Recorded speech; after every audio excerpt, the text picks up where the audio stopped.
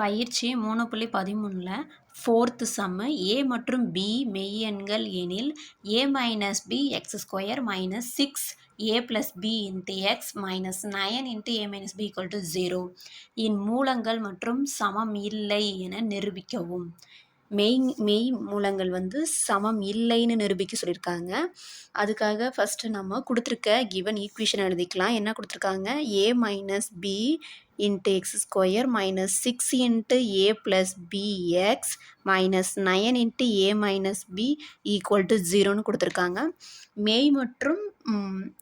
மெய் மூலங்கள் மற்றும் சமமில்லை ரெண்டுமே நிரூபிக்க சொல்லியிருக்காங்க. அப்படின்னா என்ன ஆகுதுன்னா டெல்டாவுடைய வேல்யூ கிரேட்டர் தென் 0வாக இருக்கணும்.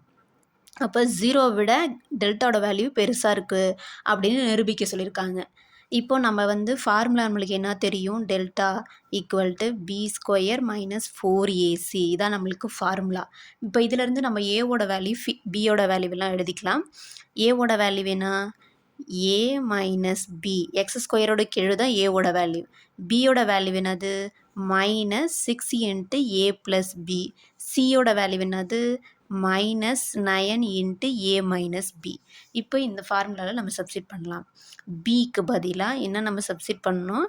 Minus 6 into a plus b whole square minus 4 into ஏவோட வேல்யூனா a minus B.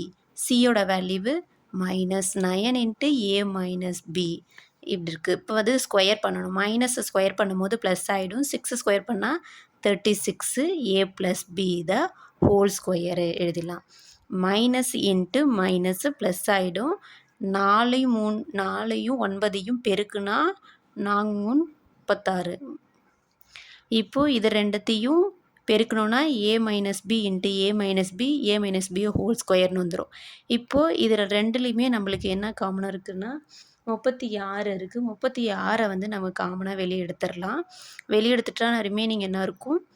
A plus b whole square plus a minus b whole square அப்படின்னு இருக்கும்.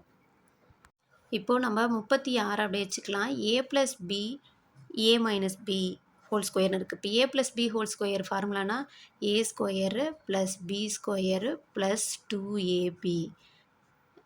அடுத்தது plus a minus b whole ஸ்கொயருங்கும் போது a square plus b square minus 2ab. இது whole bracket 36 காமனாக வெளியே எடுத்துட்டோம். இப்போ 36. இப்போது இது ரெண்டுமே ப்ளஸில் இருக்குது. அப்படியே எழுதிக்கலாம். A square plus b square plus 2ab. இது ப்ளஸ் சைனுங்கிறதால அப்படியே தான் எல்லாம் வரும். A square plus b square minus 2ab. இப்போது plus 2ab minus 2b cancel ஆகிடும். இப்போ ரிமைனிங் என்ன இருக்குது? 36. ஏ ஸ்கொயரை 2a ஸ்கொயர்னு எழுதுவோம். பி ஸ்கொயர் 2b ஸ்கொயர்னு எழுதுவோம். இப்போது இதை நம்ம காமனாக 2 வெளியே எடுத்துடலாம். வெளியே எடுத்துட்டோம்னா வரும் ஏ ஸ்கொயரு ப்ளஸ் பி ஸ்கொயர்னு கிடைக்கும்.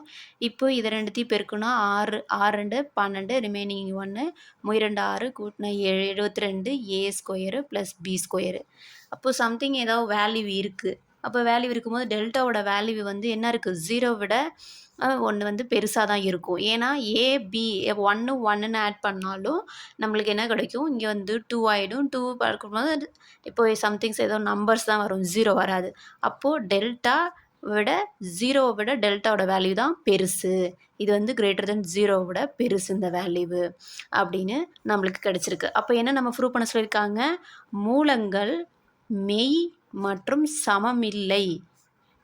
மூலங்கள் மெய் மற்றும் சமமில்லை அப்படின்னு தான் நம்மளே ப்ரூவ் பண்ண சொல்லியிருக்காங்க. அதுதான் நம்ம ப்ரூவ் பண்ணியாச்சு.